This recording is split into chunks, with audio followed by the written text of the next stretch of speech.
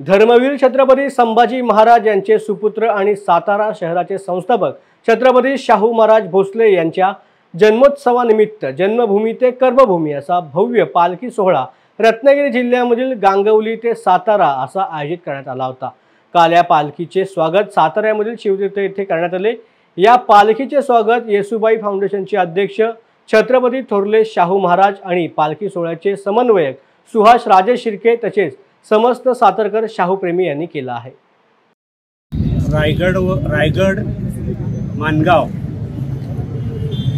गंगोलीवरून निघालेली छत्रपती थोरले शाहू महाराज यांची जन्मभूमी तिथून निघालेली पालखी सातारा शहर, जे सातारा शहर या छत्रपती शाहू महाराजांनी वसवलं त्या शहराचे जनक करते करविते यांची पालखी आज आपल्या इथं आली आणि त्या पालखीचं स्वागत करण्याचं संधी समीर शेख साहेबांना आपण बोलवलं होतं। त्यांना वेळ न मिळाल्यामुळे त्यांची टीम इथं आली आणि त्यांनी पालखीचं स्वागत केलं आणि ते स्वागत केल्याबद्दल सातारा शहराच्या वतीने शेख साहेबांचं व त्यांच्याबरोबरच्या टीमचं मी सातारा शहराच्या वतीने स्वागत करतो आणि धैर्याने साताराचा आपला मान उंचवलंय की तिनं शिखर पार केलं।